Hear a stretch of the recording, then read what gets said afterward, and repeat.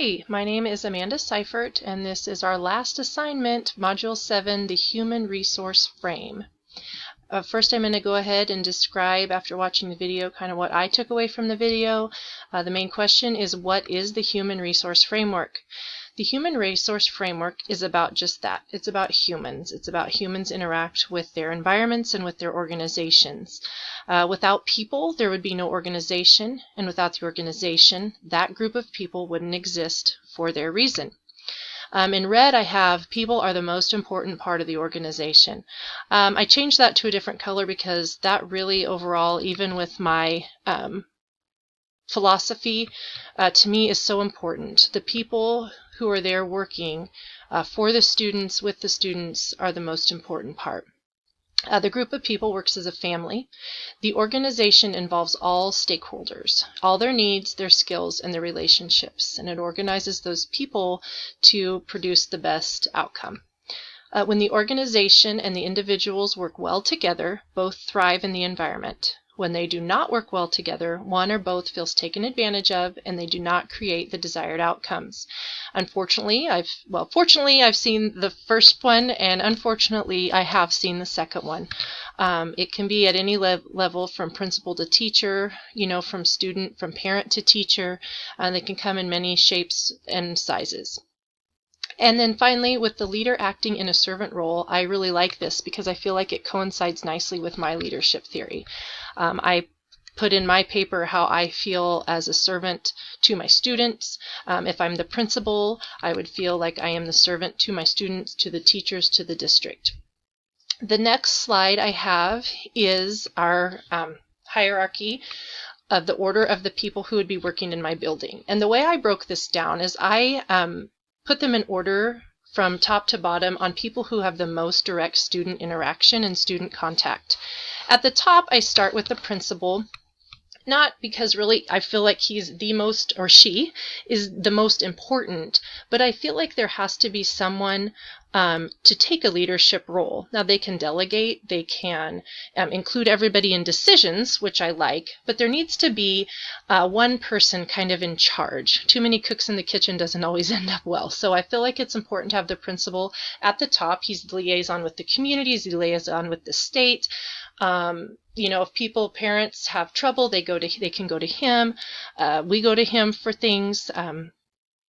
So that's why I have him at the top. The next one down is our students. And I have them one of the highest positions because I feel like that's the reason we're all there.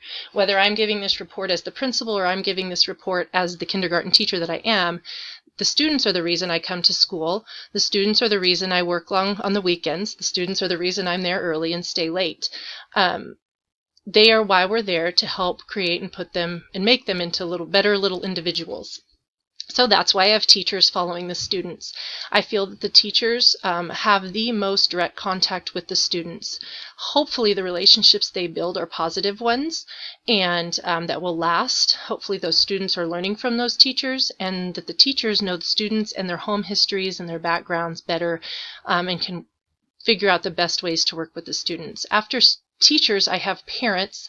I feel like, especially at my grade level in kindergarten, I feel like the relationship that the home and school has is extremely important.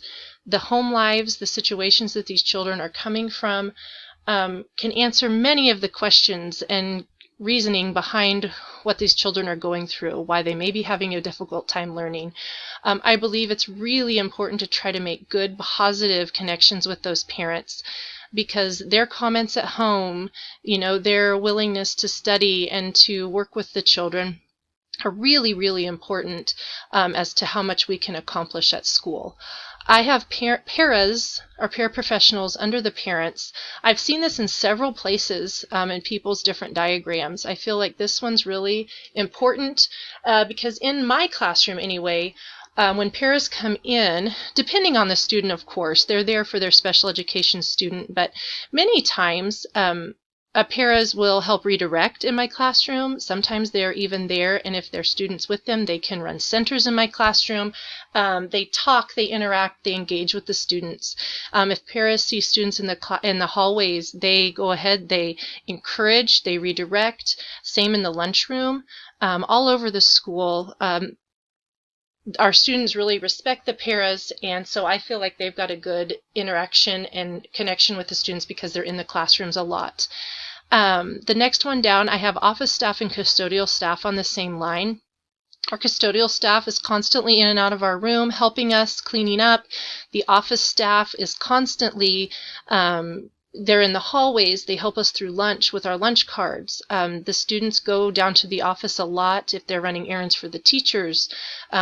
If the nurse is out of the building, then the wonderful ladies in the office have to be the substitute nurse for Band-Aids and ice packs and saltine crackers.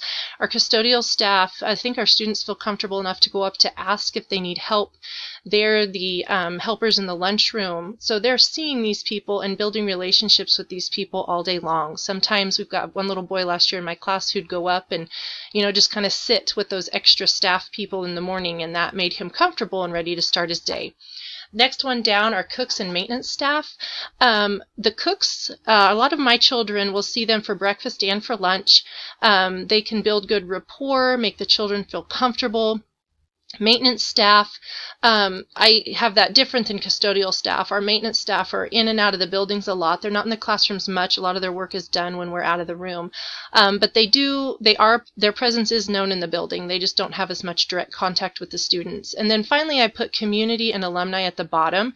I feel like they are big helpers when it comes to financial support and like bond issues. They are fabulous here. We have a great community and we're so lucky. Lots of donations and financial support they give our school, that they give our sporting programs. We have a fantastic musical department all the way from 4th grade to high school. We have an orchestra. We have a fantastic band, and a lot of that is, because our community really, really supports the fine arts. We have so many donations that come in for our school, and just support is really, really great in our town. So we're very lucky about that. Alumni often send back money for different scholarships. I know at the high school level, if we need help with things, we can always count and go to our community members and our alumni for support. They're awesome about that. And we've got a really awesome community because a lot of our alumni have moved back and honestly are teaching in our school districts, or at least have their children going to our school.